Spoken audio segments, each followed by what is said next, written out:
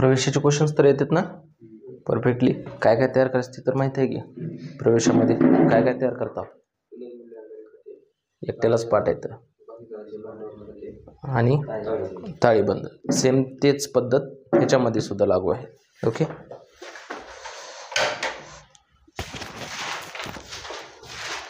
चला page number 191. पाठीमागं तर बस त्याच्यासोबत तिथं.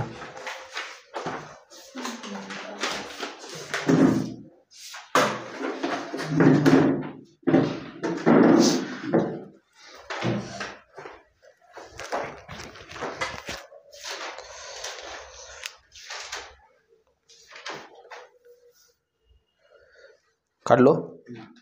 पहिलं क्वेश्चन कोणतं आहे बरं त्याच्यावर? मामा, काका आणि बाबा. ओके, आता सध्या भागीदार किती आहेत तिथं? टोटल 3 आहेत. पहिलं मामा, दुसरं काका आणि तिसरं बाबा. त्यांचं प्रमाण कसं आहे बरं? वरती बघा बरं, 4 3 3 म्हणजे टोटल किती हिस्से बरं? टोटल किती होते तर 10 हिस्से. 10 हिस्सांमध्ये तर ही करता येते की. ओके, आणि आता खाली समावना अगोदर टिक करून घ्यायचे पटपट. ताळेबंद राहू द्या, खालती बघा समावना अगोदर काय म्हणतात बरं? आता पहिली समावना ख्यातीचे मूल्य. ख्याती आपण टिक करत बसतो का? नाही, ख्यातीची समावना डायरेक्टली सॉल्व्ह करतो. चलो, नंतर नेक्स्ट दुसरी समावना काय म्हणते बरं? उपस्करावर. मग वरी उपस्कर आहे का चेक करा बरं, करा मग टिक. त्याच्या पुढे काय बरं? मोटार गाडी तर आहे का वरी? करा मग टिक.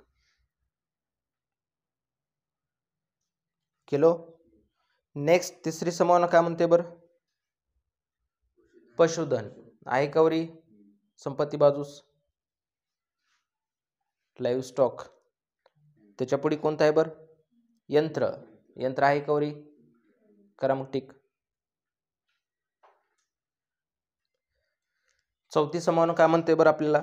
नुकसान भरपाईच्या दाव्यासाठी 2000ची तरतूद करा म्हणते. मग नुकसान भरपाई आहे का वरी? देयता बाजूस येईल का बघा, किंवा संपत्तीला कुठं दिसतंय का? नाही याचा अर्थ आपल्याला ते डायरेक्ट सॉल्व्ह करायचं असेल तर टिक मार्क केलो असतो. ओके, नेक्स्ट पाचवी समावना काय म्हणते बरं? संशयित कर्जनिधीची यापुढे गरज नाही. संशयित कर्जनिधी हे नेहमी कशावर आकारलं जातं बरं? ऋणकोर. मग ऋणकोरला टिक करून ठेवा. आणि शेवटची समावना काय म्हणते? काकास निवृत्तीच्या वेळी द्यावयाची राशी त्याच्या कर्ज खात्याला स्थानांतरित करा म्हणते. मग द्यायच्या वेळेसची मग ती समावना टिक होत नाही, ती सुद्धा आपल्याला डायरेक्टली सॉल्व्ह करायचं आहे. आलं लक्षात? आणि आता तयार करा बरं. अगोदर काय काय तयार करायचं आपल्याला? पहिलं कोणतं म्हणतो आपण? पुनर्मूल्यांकन खाते.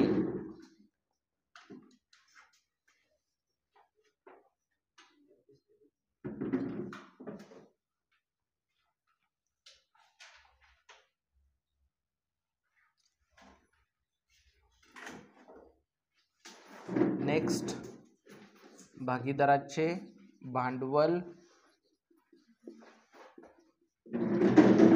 खाते.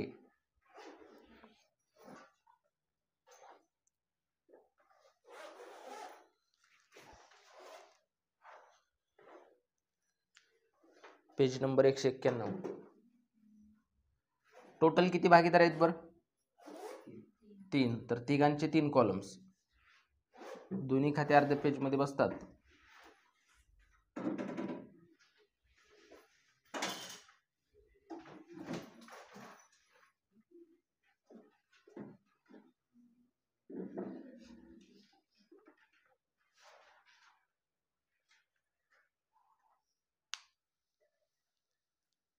इकडून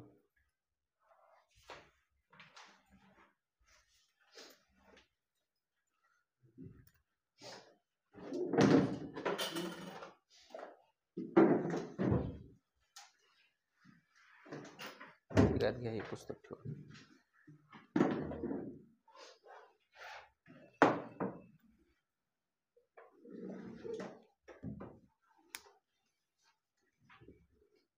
लवकर येता येत नाही का रे?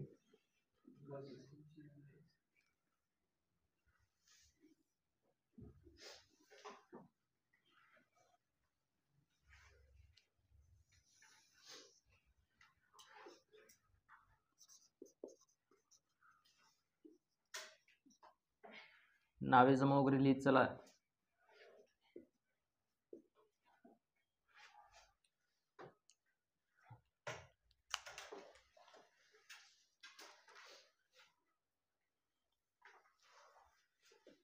काय काय जे प्रवेशामध्ये खाते तयार करतो तेच निवृत्तीमध्ये सुद्धा आहेत.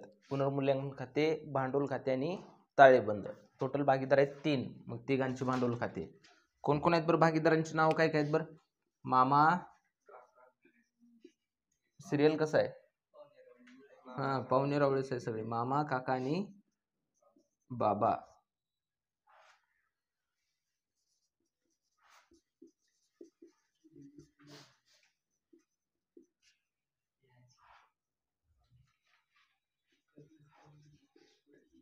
नाव वगैरे टाका पटपट.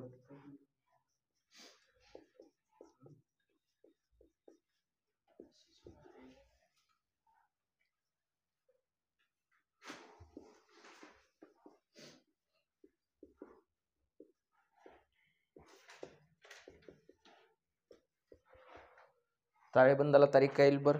आपलं ताळेबंद कधीच आहे बरं? 31 मार्च 2018. तर इथं काय येईल बरं? 31 मार्चच्या दुसऱ्या दिवशी 1 एप्रिल 2018.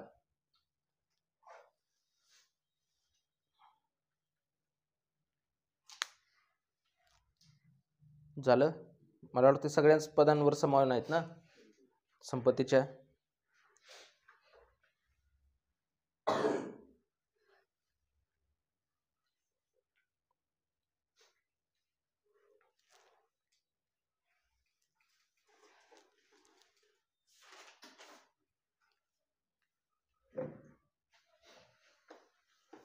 झालं तयार करायचं?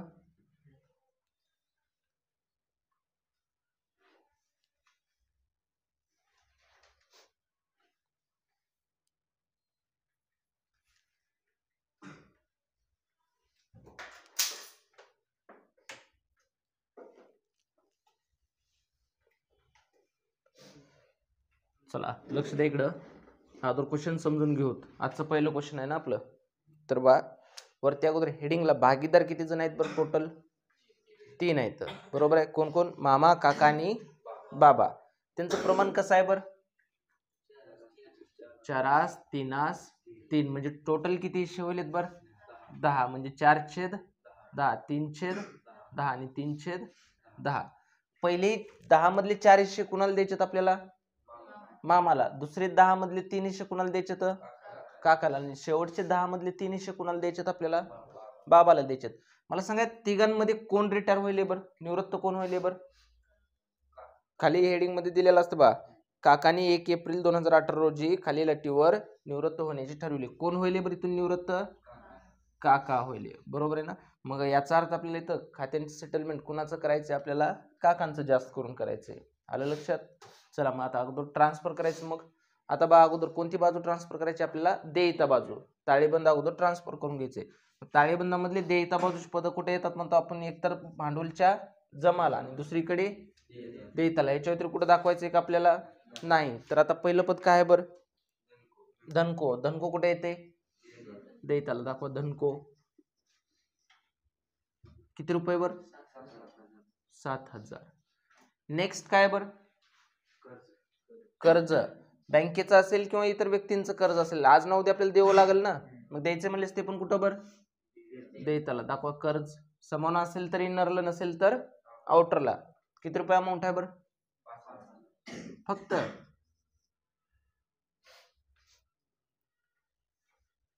नेक्स्ट कोणता आहे बरं? राखीव निधी. बा निधीचे नाव कोणते आहेत म्हटलं होतं आपण? एक तर राखीव निधी, सामान्य निधी आणि संचित निधी. कुठली का निधी असणार? प्रवेशामध्ये कोण वाटून घेतात म्हणतो बरं आपण? जुने भागीदार. बरोबर आहे ना? आणि निवृत्तीमध्ये कोण वाटून घेतात? तर सर्वच भागीदार घेतात. कोण वाटून घेतात इथं? सर्वच भागीदार. मग सर्वजण म्हणजे टोटल किती जण आहेत बरं इथं?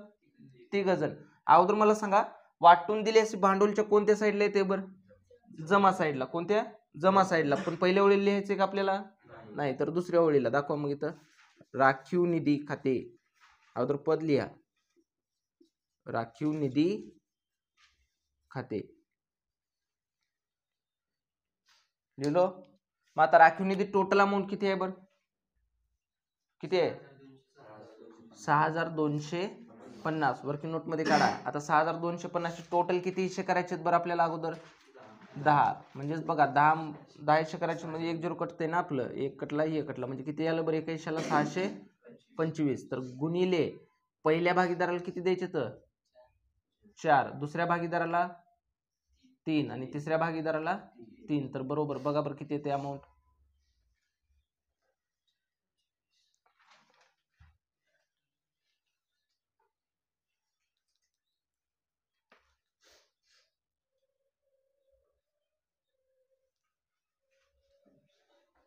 किती येते?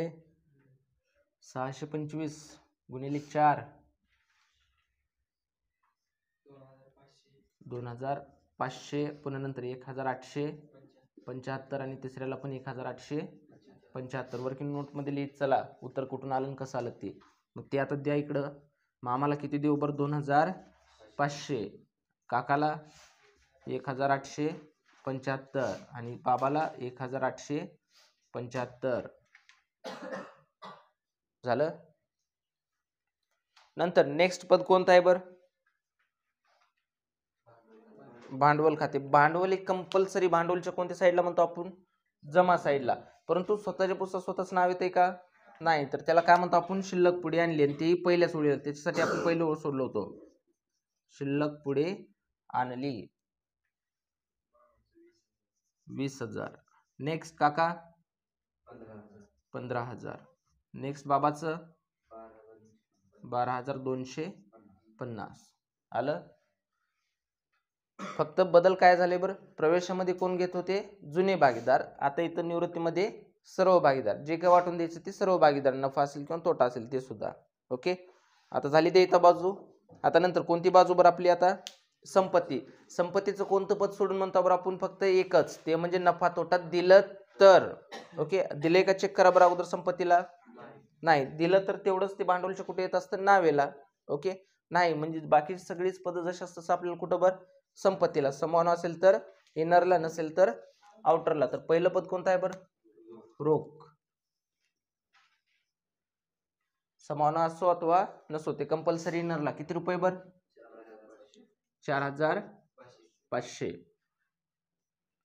त्याला 3-4 ओळी सोडा. नेक्स्ट पद कोणतं आहे बरं? ऋणको. आता बघा तिथं कसं दिलंय? ऋणको इनरला 5,000, त्याच्यातून संशयित कर्ज निधी किती मायनस केले बरं क्वेश्चन मध्ये? 500. आणि आउटरला किती आले बरं? 4,500. असं जर दिलं असेल तर कोणती रक्कम घ्यायची आपल्याला? मूळ रक्कम. मूळ रक्कम किती आहे बरं आता? 5,000 म्हणजे पहिली अमाऊंट. ओके. नंतर न नेक्स्ट पशुधन. इनर काउंटरला काय झालं? बेमारीचं गट आलंय काय तुम्हाला? पशुधन इनरलाच ना. किती रुपये बरं? 12,500. नेक्स्ट मोटार गाडी. प्रत्येकाला 2-2 ओळी सोडा समान असेल तर. मोटार गाडी किती रुपये बरं? 4,000. नेक्स्ट उपस्कर 17,500 इनरला. नेक्स्ट यंत्र. इनर काउंटरला इनरला किती रुपये बरं? 22,500. झाले. एवढेच पद होते ना. आणि सगळ्यांवर समान असल्यामुळे सगळेच पद आपण कुठे दाखवलो? इनरला दाखवले. आउटरला का नाही. आता नंतर समावना बघत चालायचं आपल्याला. तर समावनामध्ये बघा बरोबर हेडिंग समजून घ्यायचंय. हेडिंग मध्ये कोण निवृत्त होईल बरं? काका. कुणाच्या मर्जीवर होत असेल बरं ते ना? स्वतःच्या. बरोबर आहे ना. इथं आपल्या आईच्या मर्जीवर होईल. कारण 3 जण आहेत. मामा बी आहेत एकाच कंपनीत, काका बी आहेत आणि बाबा बी आहेत. आईनं काहीतरी सांगितल्यावरच काका रिटायर होत असतील ना. बरोबर आहे ना. म्हणजे आपलं घरच्या घरी चालवायचं हे व्यवसाय. ओके. तर आता त्याच्यामध्ये काका रिटायर होईल. पण आता काकाचे व्हॅल्युएशन काढते वेळेस पहिली समावना काय म्हणते बरं? काकाच्या काय वाचा? हा. काकाच्या हिश्श्याच्या खात्याचे मूल्य किती लावा म्हटले बरं? 2,700. ही समावना आपण टिक करतोय का? नाही. प्रवेशामध्ये नवीन भागीदार ख्याती आणत होता ना, आणल्यानंतर रोखमध्ये वाढ करत होतो, बरोबर आहे. आणल्यानंतर प्लस, तर वाटून कुणाला देत होतो बरं आपण तिथं, जुन्या भागीदारांना. पण इथं सध्या वाटून द्यायचंय किंवा त्यानं आणले का इथं नाही, त्याच्या हिश्श्याला किती ख्याती बसते ते ठरवायचंय आपल्याला, म्हणजे तेच त्याचं देऊन टाकायचंय आपल्याला. मग द्यायचं म्हणल्यानंतर ख्याती संस्थेच्या अगोदर देयता आहे का संपत्ती आहे बरं, काय काय संपत्ती आहे. ओके, तर दाखवा इकडे डायरेक्टली सेपरेट दाखवायचं संपत्ती बाजूस ख्याती. रोखमध्ये प्लस करायला लावू का मी, नाही, सेपरेटली. किती रुपये अमाऊंट बर, 2700 एवढंच ना. हा, ख्याती सेपरेटली दाखवलो का, 2700 रुपये. पहिला इफेक्ट झाला. समावण्याची नेहमी किती इफेक्ट दाखवायचे म्हणतो आपण, 2.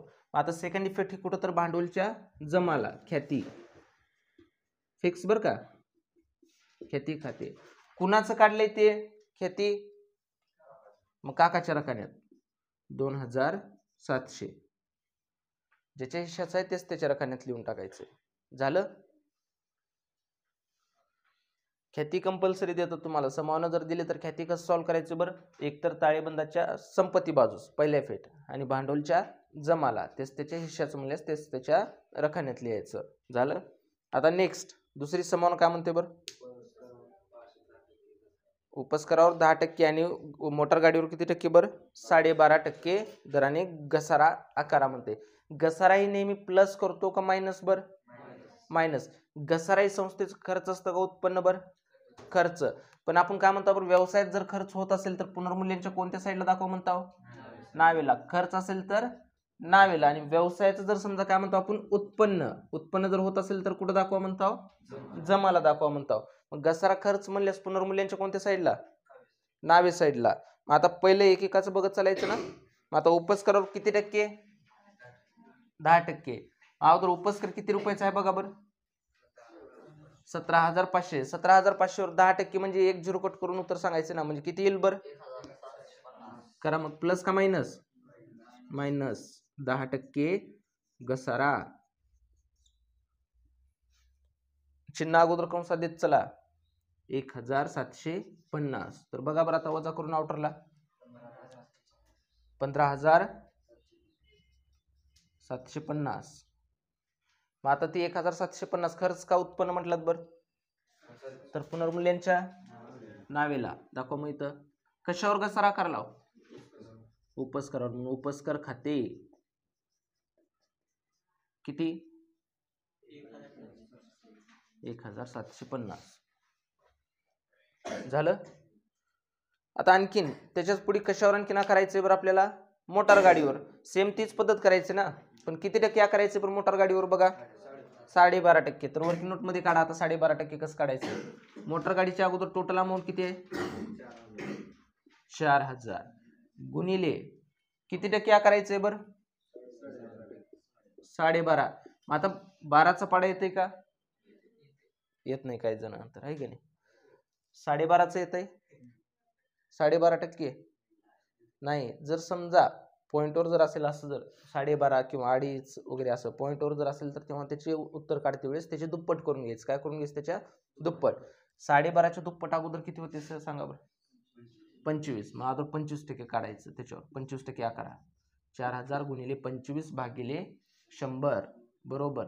इथले 2 झिरो कटले, 2 झिरो कटले. आता 25 न गुणा करायचंय, 25 झिरो 0, 25 चोक 100.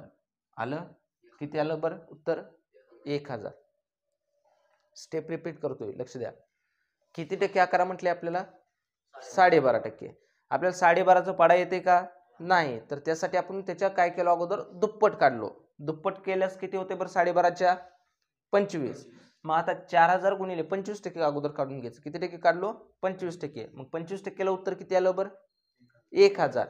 आपल्याला 12.5 म्हणजे आता त्याचे निम्मच घ्यायचे ना, बरोबर. आलेल्या उत्तराचे किती घ्यायचे आपल्याला, निम्म. म्हणजे भागिले काय करायचे ह्याचं, 2 बरोबर. आता 1,000चे निम्म किती येईल बरं, 500. घ्या मग उत्तर लिहून वर्किंग नोट मध्ये अगोदर.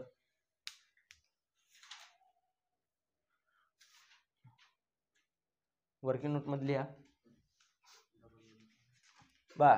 काय केलं बरं 4000 आपल्याला 12.5 म्हटल्यानंतर 12.5च्या दुप्पट अगोदर उत्तर काढायचं. दुप्पट 12.5च्या दुप्पट किती टक्के? 25%. मग 25 भागिले 100 केलं म्हणजे अगोदर 25%चं उत्तर काढायचं आहे. मग 25%चं उत्तर किती आलं तर आपलं 1000 रुपये. मग 25%ला 1000 तर 12.5% म्हणजे त्याच्या निम्मच करायचं ना आपल्याला. निम्म म्हणजेच किती होईल बरं त्याच्या 500 रुपये. ह्या पद्धतीनं घ्या.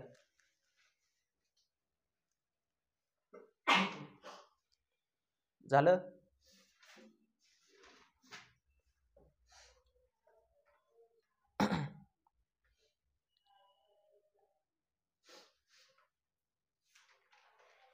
मग आता घसारा प्लस करू का मायनस? बरं मायनस. पण कशातून मायनस?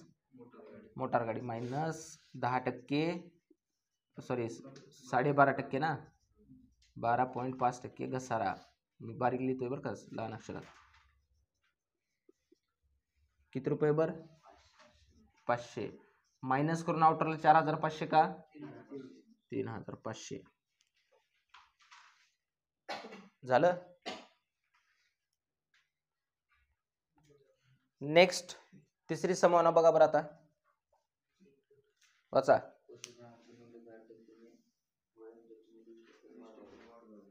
हा दोन्हीच पण मूल्य वाढवायचे ना. मग अगोदर आता कशाचं वाढवायचं बरं आपल्याला? पशुधनाचे. पशुधन अगोदर किती रुपये टोटल बघा बरं? 12,500 वर किती टक्के वाढवायचंय? 10%. 10%चं उत्तर किती? 0 कट करून सांगायचंय 10 म्हणजेच किती येईल बरं उत्तर? 1250 रुपये. मग वाढवायचं म्हणल्यास प्लस करू का मायनस? प्लस 10% वाढमाय 1250 करा. प्लस करून आउटरला किती येईल बरं? 13,750. अबे जाऊन मेडिकल मध्ये गोळ्या तर प्यारे. झालं. मग आता प्लस केला संपत्ती वाढाली का कमी होईल आपली? मग खर्च का उत्पन्न? उत्पन्न. तर पुनर्मूल्यांच्या जमाला का म्हणता येतं आपण? कशामध्ये वाढ झाली? पशुधन. मग पशुधन खाते किती बरं? 1250. आता ह्याचं एक इफेक्ट राहिले ना आपलं अगोदरचं सॉल्व्ह करायचं. मोटार गाडीचं मायनस केला तर आपलं खर्च का उत्पन्न बरं? खर्च. तर पुनर्मूल्यांच्या नावेला मोटार गाडी खाते. ते राहिलं होतं कंप्लीट करून घ्या. किती बरं? 500 रुपये उत्तर आलं ना त्याचं. हे अगोदर सॉल्व्ह करायचं होतं ते आता सॉल्व्ह केले.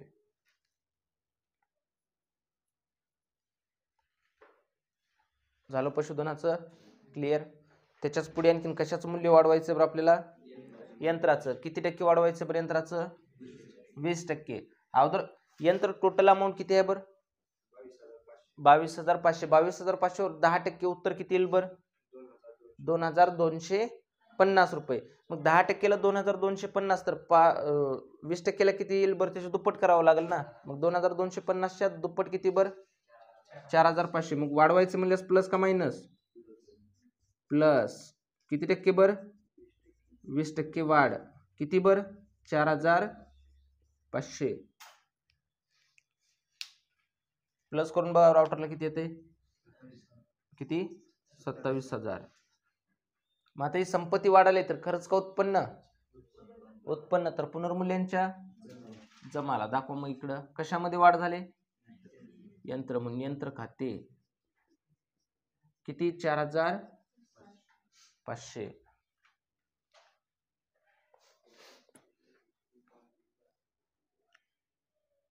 झालं. चला नेक्स्ट संभावना बघा बरं कोणती आहे बरं? हा नुकसान भरपाईच्या दाव्यासाठी कितीची तरतूद करायची आहे बरं आपल्याला? 2,000ची तरतूद करायची आहे. मग आता नुकसान भरपाई द्यावं लागेल ना आपल्याला. नुकसान भरपाईसाठी आपल्याला निधी काढून ठेवायचे, रक्कम काढून ठेवायचे. द्यायचे म्हणलेच त्या अगोदर देयताला का संपत्तीला बरं? देयताला. दाखवा मग इकडे अगोदर. नुकसान भरपाई निधी पूर्ण शब्द लिहा. नुकसान भरपाई निधी किती रुपये अमाऊंट बरं? तरतूद 2,000.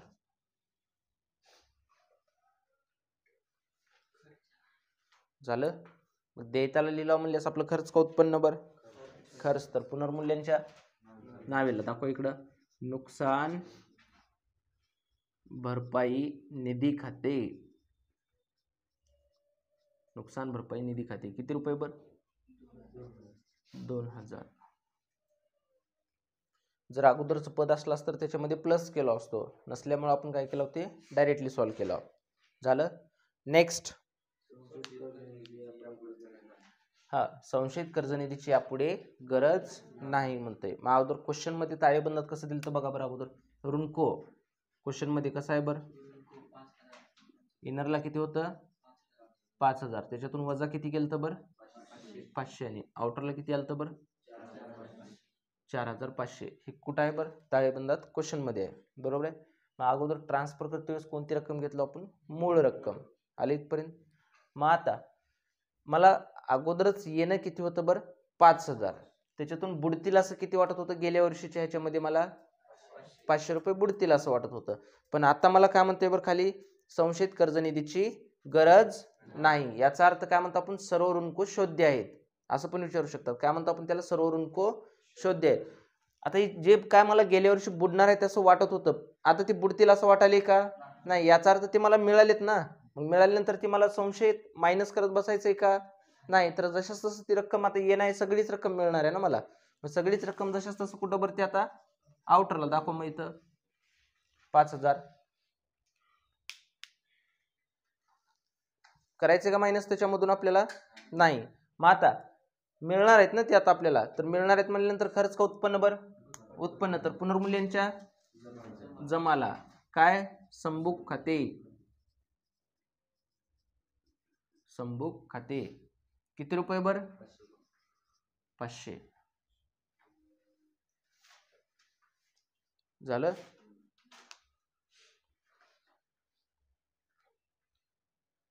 नंतर लास्ट समावना बघा बरं. आता काय म्हणतोय? काकास निवृत्तीच्या वेळी द्यावायची राशी त्याच्या कोणत्या खात्याला हस्तांतरित करा म्हणते? कर्ज खात्याला. मग आता सध्या आपण त्याला काही रक्कम सुद्धा दिली ना, म्हणजे जे काही शिल्लक राहणार आहे त्याची द्यायची राशी ती कुठं ट्रान्सफर करा म्हणते? कर्ज खात्याला. मग ती कधी सॉल्व्ह करायचं तर आपल्याला टॅली करते वेळेस. ओके. आता सॉल्व्ह करायचे का ते? नाही. आणखीन कोणते समावना राहिलेत का आपले? नाही. आता रोखमध्ये पण काय प्लस मायनस केला हो का? नाही. तर दाखवा मग अगोदर ही पण आउटरला 4500. एखाद्या क्वेश्चन मध्ये प्लस मायनस असतं किंवा एखाद्या नसतं, त्यासाठी नेहमी अगोदर त्याला इनरला ठेवायचं आणि शेवटी आउटरला काढा परत. झालं. आता बघा बरं, पुनर्मूल्यांकन खाते अगोदर कोणती बाजू जास्ती ते? जी बाजू जास्ती ते दोन्ही साईडला, जी कमी आहे त्याच्यातून मायनस.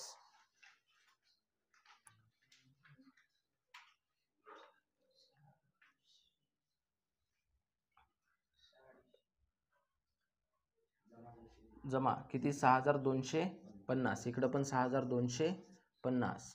कोणती जास्त आली आपली? ही जमाची बाजू. जमा मधून अगोदर नावेच्या अगोदर टोटल बेरीज किती ते बघा. ते पण 2 3 4250 ना. बरोबर आहे. मग कोणतीही जास्त आहे? जमा. मग दोन्ही साईडला. मग ह्याची टोटल नावेची किती आली बरं? 4250 रुपये. मग 6250 मधून जी बाजू कमी आहे त्याच्यातून मायनस करायचं म्हणतो. मग 6250 मधून 4250 वजा केल्यास राहतात किती बरं? 2000. दाखवा कोणत्या साईडला दाखवायचे बरं? जी बाजू कमी आहे तिकडल्या साईडला. त्याला नाव द्यायचं पुनर्मूल्यांकन नफा. काय नाव द्यायचं त्याला? पुनर्मूल्यांकन नफा. मग बा प्रवेशामध्ये नफा किंवा तोटा कोण वाटून घेत होते बरं? जुने भागीदार. मग आता इथं कोण घेणार आहेत? सर्व भागीदार. मग सर्व भागीदारांना किती रुपये अमाऊंट वाटून द्यायचे? 2000 ना. 2000चे किती हिस्से करायचे तर? 10 भागिले 10 म्हणजे एका हिश्श्याला किती येते बरं? 200. मग पहिल्या भागीदाराला किती द्यायचे तिथं अगोदर नाव लिहा. कोण कोण आहेत? मामा, काका आणि बाबा. मामाला किती येईल बरं? 200 गुणिले 4 800 आणि 200 गुणिले 3 600 आणि नंतर बाबाला पण 600. झालं. इथपर्यंत झालं ना. मग आता ह्याला ट्रान्सफर कसं करायचं बरी? पुनर्मूल्यांकन खात्याच्या कोणत्या साईडला आहे बरं? सध्या नावेला. कधी पण शिल्लकांची एंट्री क्रॉस करायची. कशी करायची? आपल्याला क्रॉस करायचे. आता हे पुनर्मूल्यांच्या नावेला आहे तर इकडे भांडवलच्या कुठे येईल बरं? इकडं जमाला दाखवा. मग इकडे पुनर्मूल्यांकन नफा किती बर 600 आणि 600 झालं.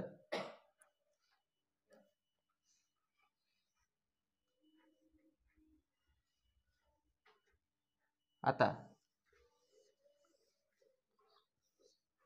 कोणतं खातं क्लोज करायचं आपल्याला? भांडवल खाते. पण भांडवल खाते कधी पण क्लोज करते वेळेस अगोदर निवृत्त भागीदाराचं खातं क्लोज करायचं. कुणाचं खातं क्लोज करायचं? निवृत्त भागीदाराचं. अगोदर सेटलमेंट त्याचं करायचं ना आपल्याला. मग तिघांमध्ये निवृत्त कोण होईल बरं? काका. नावे साईडला तिघांची पण काही रक्कम आहेत का? नाही, सगळ्यांची जमा साईडला आहे ना, म्हणजे जमाच जास्त आहे सगळ्यांची. अगोदर काकाची बघा बरं किती ते, काकाची टोटल बेरीज किती ते बघा.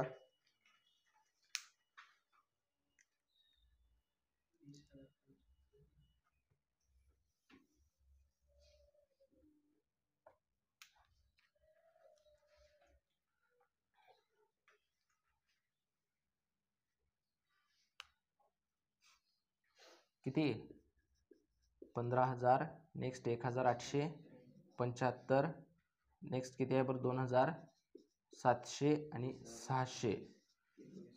5,500, 7,700. पुन्हा नंतर 7 आणि 7 14 आणि 15.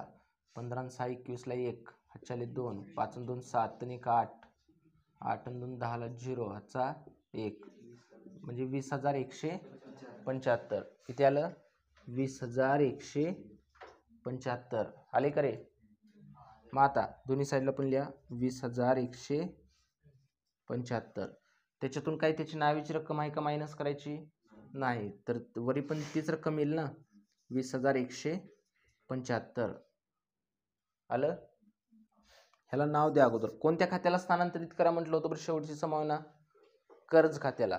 मग आता ह्याला नाव द्यायचं कर्ज खाते. त्याची सध्या मी आता सध्या हो का काकाला द्यायच्यात आपल्याला किती रुपये बरं व्यवसायातून, म्हणजे टोटल कशा कशाचे द्यायच्यात बरं? त्याच्या अगोदरचे भांडवलाचे किती रुपये होते? 15,000. राखीव निधीचे किती? 1,875. त्याच्या हिश्श्याच्या ख्यातीचे 2,700 आणि नफ्याचे 600. असे टोटल मिळून त्याला किती द्यायचे आपल्याला? 20,175. पण देऊ शकाल का आता सध्या आपण? नाही. मग ते कुठं? कर्ज खात्याला स्थानांतरित करा म्हटलं. त्याला नाव काय दिलं आपण इथं? कर्ज खाते. सध्या द्यायलोय का? नाही. आज नव्हते द्यायचे ना आपल्याला. मग द्यायचे म्हणलेस ते देयताला दाखवा इकडे, संपत्तीला देयताला दाखवा. पण नेमकं कुणाचं कर्ज आहे ते?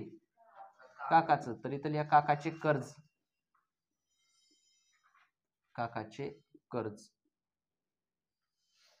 किती रुपये बर? 20,175. झालं. ज्यानं निवृत्त होईल त्याचा अगोदर क्लोज केलं, त्याला कर्ज खाते नाव दिलं. आता राहिलेल्या भागीदारांचं सेम जसं आपण प्रवेशामध्ये करतो त्याच पद्धतीने शिल्लक पुढे नेली काढायचे. अगोदर दोघांची आता राहिलेत ना खाते क्लोज करायचे. तर बघा अगोदर मामाची बघा बरं किती येते?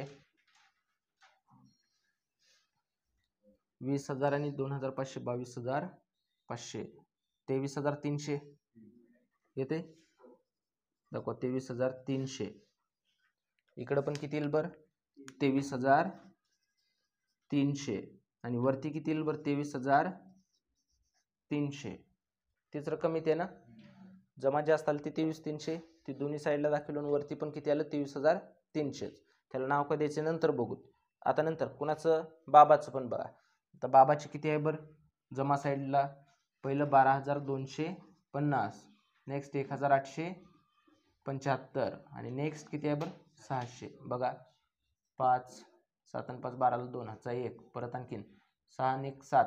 7 आणि 7 14 आणि 15. 16 17. 17 ला 7 परत हातचा 1. करून 2 4.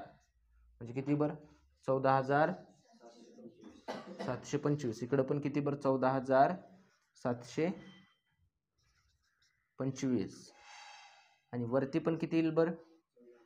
14,725. का बरं? वरती जशाच तसं येईल रक्कम मायनस करायचं काय नाहीच ना त्यांचं. ओके. आणि आता ह्या आलेल्या उत्तराला नाव काय द्यायचं? तर आपलं सिंपल रेग्युलरली शिल्लक पुढे नेली. कारण का बरं? हे पुढे आणखीन व्यवसाय चालू ठेवणार आहेत ना. चालू ठेवणार आहेत म्हणल्यानंतर त्यांची रक्कम काढून घ्यायच्यात का आपल्याला बाजूला? नाही. तर ती पुढे जशाच तसं शिल्लक पुढे नेली. हे देयताला काय म्हणून दाखवतो बरं आपण इथं? भांडवल. कोण कोण आहेत बरं आता? मामा आणि बाबा. मामाची अमाऊंट किती बर? 23,300 आणि बाबाची 725. आलं?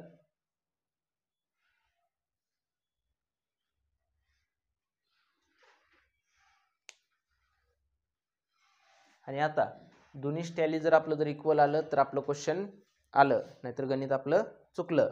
ओके. आणि आजचे पहिलं क्वेश्चन होतं, लक्ष द्या, मी परत सांगतोय, घरी गेल्यानंतर ह्याला रिपीट सॉल्व करायचंय. अलग लक्षात, उद्या आल्यावर मी ह्याला रिपीट बघणार आहे. आता सॉल्व केलेलं पण आणि परत एकदा.